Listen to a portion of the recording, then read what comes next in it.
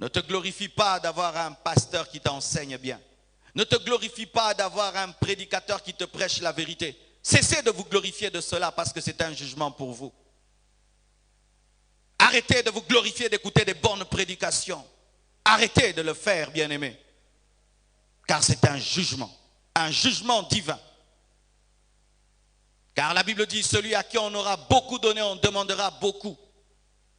Et si tu es une terre rocailleuse, tu gaspilles la sémence. Si tu es une terre épineuse, tu gaspilles la sémence. Il fallait qu'on concentre toute la sémence sur la bonne terre, afin que le sémeur ne puisse pas perdre son temps. Bien-aimés frères, sœurs, aujourd'hui vous devez vérifier l'état de votre cœur. Et comment, frères et sœurs, vous pouvez entendre tellement de prédications, mais si vous restez les mêmes, cela révèle une seule chose, vous avez des mauvais cœurs. Celui qui a un bon cœur change. À chaque prédication, il change. À chaque prédication, il change. À chaque message, il prend une décision parce qu'il est la bonne terre. C'est pourquoi avant de venir à l'église, prenez le temps de préparer vos cœurs. C'est pourquoi nous prenons le temps même d'adorer avant d'écouter la parole. Ce n'est pas la religion. Ce n'est pas une habitude. Ce n'est pas une routine spirituelle qui nous pousse à chanter, à danser avant d'écouter la parole. Nous préparons nos cœurs. Pourquoi? Car si la sémence rencontre une mauvaise terre, l'ennemi va voler. Bien-aimé, toute parole que tu ne comprends pas sera toujours volée par le diable. C'est pourquoi tu peux avoir des années dans le Seigneur, mais tu oublies même des messages d'il y a une semaine, d'une année, de 2 ans, 3 ans. Des choses même que tu as écrites dans ton cahier, mais que tu as oubliées. Pourquoi? Le cœur était mauvais.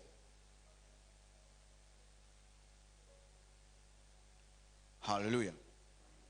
Mais croissez dans la grâce et dans la connaissance de notre Seigneur et Sauveur Jésus-Christ. À lui soit la gloire maintenant et pour l'éternité. Amen. 2 Pierre 3, verset 18, nous dit de croître dans la grâce, de grandir dans la faveur, de grandir dans la miséricorde divine, de grandir dans le plan de Dieu et de grandir dans la connaissance de notre Seigneur, car il faut chercher à connaître ce que tu connais déjà. Ah oui, dans les choses de Dieu, même quand tu connais, tu dois chercher à connaître ce que tu connais. Car toute connaissance que nous avons de Dieu est partielle. C'est pourquoi Paul dit, nous connaissons en partie, nous prophétisons en partie. Tout ce que nous faisons sur la terre est en partie. C'est pourquoi sur le chemin de la connaissance, il ne faut jamais t'arrêter, mais continuer toujours à chercher encore, car même le grand Paul dit qu'il enseignait en partie. Waouh! L'homme qui a écrit les épîtres dit qu'il enseignait en partie, qu'il connaissait en partie. Mais comment est-ce que tu t'es déjà arrêté de lire la Bible? Es-tu plus que Paul? Comment est-ce que tu t'es arrêté de lire la Bible? Es-tu plus que Paul? Paul, dans ses voyages, pouvait écrire des lettres au sujet des parchemins, disant, amenez-moi le parchemin. Parce que malgré toute la grâce qui était sur lui, il cherchait encore à connaître et à connaître. La volonté de Dieu n'est pas seulement que nous soyons dans la grâce. Beaucoup de gens se réjouissent de la grâce, mais la volonté de Dieu est que tu puisses t'approfondir dans la grâce. La volonté de Dieu n'est pas seulement que tu sois en Christ, mais que tu puisses grandir en Christ. Car si j'engendre un enfant mais il ne grandit pas, oui, au début je serai heureux d'avoir engendré un enfant. Mais si après 10 ans, il a la taille d'un enfant d'une année, j'aurai encore des tristesses, alors que j'étais heureux de l'avoir. Lorsque nous nous convertissons, le ciel est heureux, il y a une fête au ciel. Mais si après des années nous ne grandissons pas, le cœur de Dieu est triste. Il est interdit d'avoir la taille que tu avais lorsque tu t'es converti.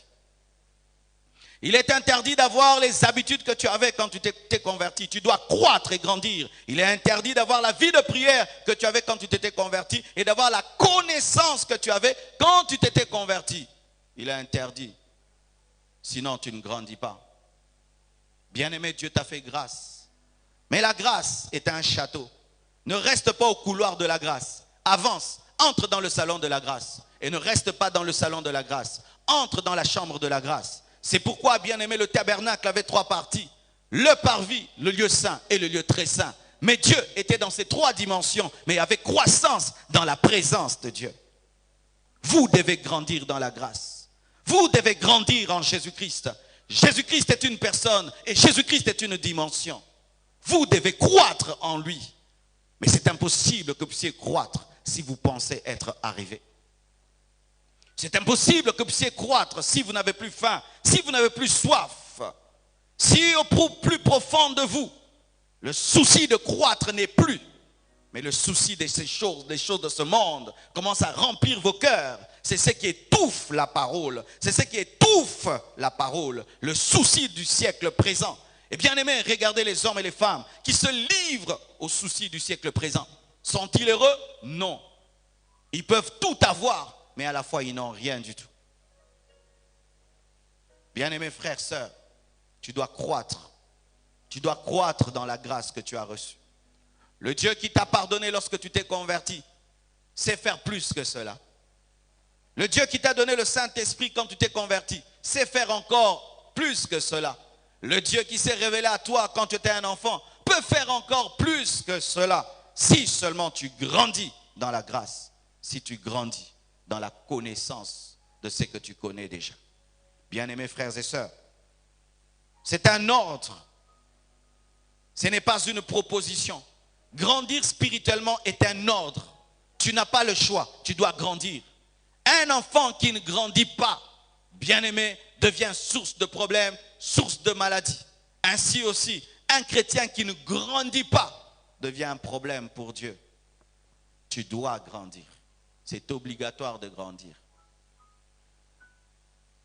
Un enfant qui naît, mais après 12 ans, ne grandit pas, et son petit frère grandit, ça va créer un problème dans la famille.